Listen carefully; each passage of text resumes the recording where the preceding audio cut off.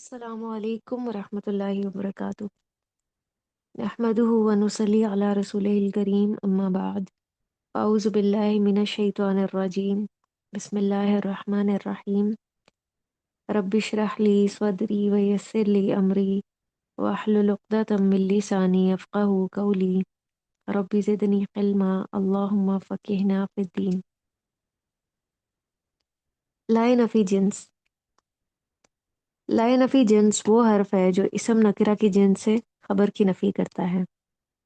इसका इसम बगैर तनवीन के हालत नसब में होता है, जैसे ला इलाहा। इसमें जो ला है वो लाए नफ़ी जिन्स है कि कोई इला है ही नहीं, इल्लल्लाह, सिवाय अल्लाह के। तो इलाहा पे आप देखें तनवीन नहीं आई, हालांकि वो हालत नसब में है बगैर तनवीन के, जबकि उसकी खबर हालत रफ़ा में होती है। ला इलाहा इल्लल्लाहु, तो खबर देखें मरफू है। आसानी के लिए हम कह सकते हैं कि अगर ला के बाद कोई नकिरा इसम बगैर तनवीन की हालत नसब में नजर आए तो ये ला लाए नफी जिन्स कहलाता है। ला रजुला काइमुन, कोई आदमी खड़ा नहीं है।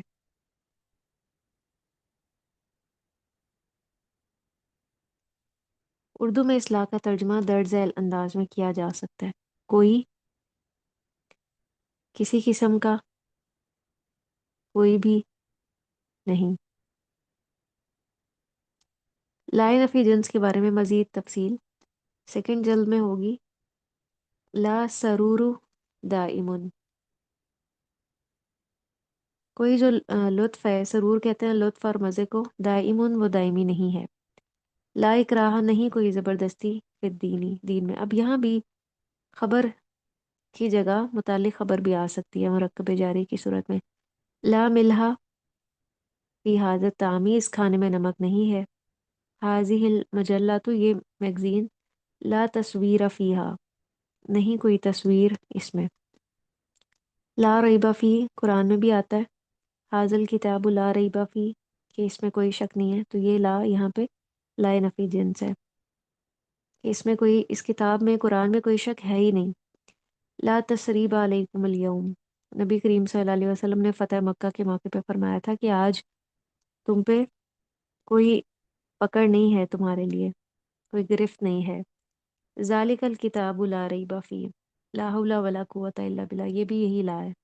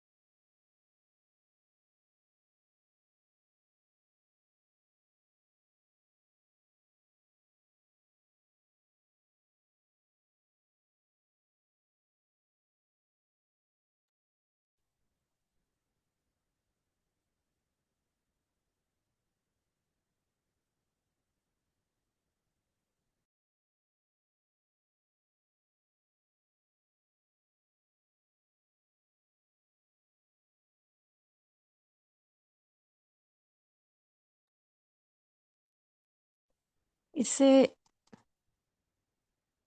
جو اگلا ہمارا آج کا لیسن ہے وہ آیت نمبر 214 سے ہے۔ 214 آپ اپنے پاس اوپن کر لیجئے۔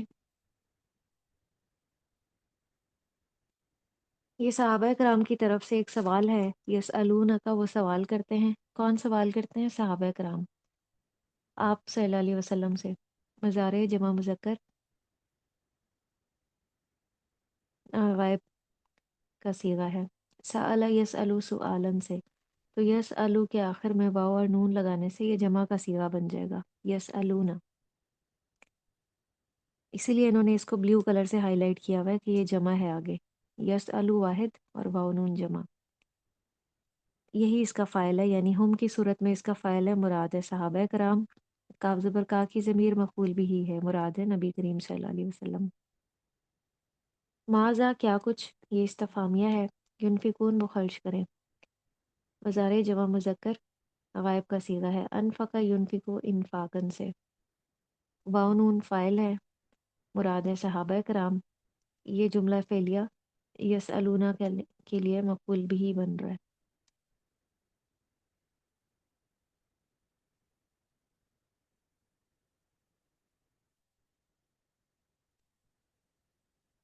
کل کہہ دیجئے، امر واحد مذکر حاضر کا صیغہ ہے، اس میں فاعل جو ہے وہ انتا کی ضمیر ہے، یعنی آپ صلی اللہ علیہ وسلم کہہ دیجئے۔ ما موصولہ اور شرطیہ، جو، انفق تم خرچ کرو تم۔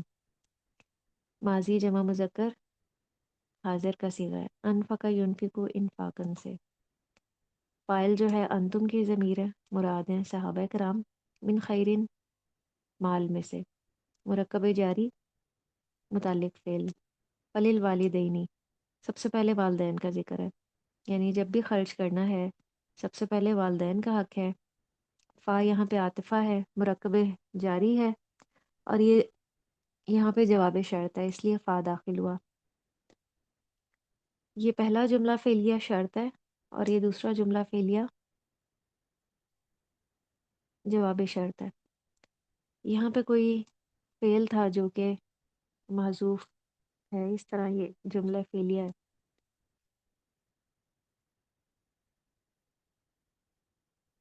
فلیل والدینی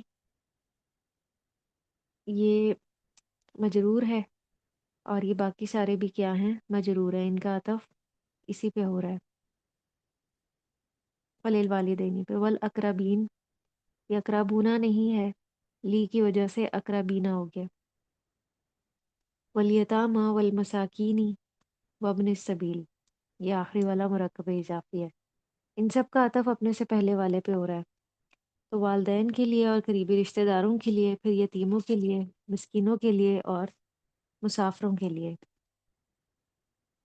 پھر اگلا جملہ وما، اور جو بھی، یہ بھی شرطیہ ہے۔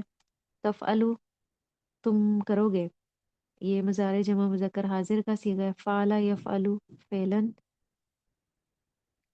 یہ اصل میں تفعلون تھا، ما شرطیہ کی وجہ سے اس کا نون حذف ہو گیا ہے۔ مراد ہیں صحابہ کرام، من خیرن خیر میں سے۔ یہ پورا جملہ فعلیہ اس ما کے لیے شرط بن رہا ہے، اور آگے ایک جملہ اسمی آ رہا ہے جو جواب شرط بن رہا ہے، فَإِنَّا، تو بے شک، یہ فا جو ہے وہ جواب شرط پہ داخل ہوا ہے، لفظ جلالہ اللہ انا کا اسم ہونے کی وجہ سے منصوب ہے، تو بے شک اللہ بھی ساتھ اس کے، یہ متعلق خبر ہے، جار و مجرور ہو کے متعلق خبر، اور علیم انا کی خبر ہے، تو بے شک اللہ اس کو جاننے والا ہے۔ جو بھی تم خرچ کرو گے وہ اللہ کے علم میں ہے، کچھ بھی چھپا ہوا نہیں۔ اگر ظاہری طور پہ اس کا کوئی نفع یا فائدہ نظر نہیں بھی آتا تو اللہ سبحانہ و تعالیٰ نے لکھ لیا ہے اپنے پاس۔ اللہ سبحانہ و تعالیٰ کسی کی ذرا برابر کی ہوئی بھی نیکی کو ضائع نہیں کرتے، اور اسی طرح کسی کا ذرا برابر بھی کیا ہوا صبر رائے گا نہیں جاتا، اس کو ضرور اس کا پھل ملتا ہے، بسا اوقات دنیا میں بھی ملتا ہے۔ کئی مثالیں ہمارے سامنے ہیں۔ پھر اس کے بعد آیت نمبر 216، کتبہ فرض کیا گیا، ماضی مجہول واحد مذکر، کاتب یکتبو کتابتن سے، کتبہ علیکم تم پر، مرکب جاری ہو کے متعلق فعل الکی تعلق جنگ کرنا یا لڑائی کرنا نائب فاعل. وہوا اور وہ واو یہاں پہ حالیہ ہے، ہوا مبتدا ہے، کرہن ناپسندیدہ ہے، کریہ یکرہ کرہن سے، یہ ہوا کی خبر ہے، لکم تمہارے لیے، جار و مجرور ہو کے متعلق خبر. پورا جملہ اسمیہ جو ہے کتبہ کے لیے حال بن رہا ہے، یہ واو یہاں پہ حالیہ ہے. واسا اور امید ہے، ہو سکتا ہے، یہ ماضی کا صیغہ ہے اور اس کا صرف ماضی کا ہی صیغہ ہوتا ہے، اس کی گردان نہیں ہے. ان مستریہ تکرہو تم ناپسند کرو، مضارع جمع مذکر حاضر کا صیغہ ہے، یہ تکرہونا تھا، ان کی وجہ سے اس کا نون حذف ہو گیا. واو اور الف فاعل ہے، مراد ہیں صحابہ کرام سے یہ خطاب ہے، ہو سکتا ہے تم ایک چیز کو ناپسند کرو. شیعہ یہاں پہ اس کا مفعول بھی ہے، اسی لیے یہ منصوب ہمیں نظر آ رہا ہے. وہ ہوا اور وہ، اس کی بھی ترکیب پچھلے جملے کی طرح ہی ہوگی، وہاں پہ تھا نا وہ ہوا کرہ لکم، اب ہے وہ ہوا خیر لکم. تو یہ جملہ اسمیہ حال بن رہا ہے تکرہو کے لیے کہ ہو سکتا ہے تم ایک چیز کو ناپسند کرو اور وہ تمہارے حق میں بہتر ہو. تو یہ پورا جملہ فعلیہ عصا کے لیے فاعل بن رہا ہے اور اس کی بھی ترکیب اسی طرح سے ہوگی، وَعَسَىٰ أَن تُحِبُّوا شَيْئًا وَهُوَ شَرٌّ لَكُمْ، اور ہو سکتا ہے کہ تم ایک چیز کو پسند کرو اور وہ تمہارے حق میں شر ہو، بہتر نہ ہو، آزمائش بن جائے آنے والے وقت میں یا بہتری کا پہلو نہ ہو اس میں. تو اس لیے ایک انسان کی پسند ہے اور ایک اللہ سبحانہ و تعالیٰ کی پسند ہے، تو اپنی پسند پہ اللہ کی پسند کو فوقیت اور ترجیح دینی چاہیے کہ وہی انسان کے حق میں بہتر ہے. بسا اوقات انسان کے کیے ہوئے فیصلے اس کے اپنے حق میں ہی بہتر نہیں ہوتے. اللہ سبحانہ و تعالیٰ تو مستقبل کا علم بھی جانتے ہیں، اللہ تعالیٰ جانتے ہیں کہ آنے والے وقت میں بندے کے لیے کون سی چیز اچھی ہے یا کون سی اچھی نہیں. تو جب بھی اللہ سے مانگے، عافیت مانگے کہ اللہ یہ جو میں آپ سے سوال کر رہی ہوں اس میں عافیت ڈال دیں، تو جب اس میں عافیت آ جائے گی تو خیر ہی نصیب اللہ سبحانہ و تعالیٰ کریں گے، جس بھی چیز میں ہوگی وہ میسر آ جائے گی یا وہ ملے گی.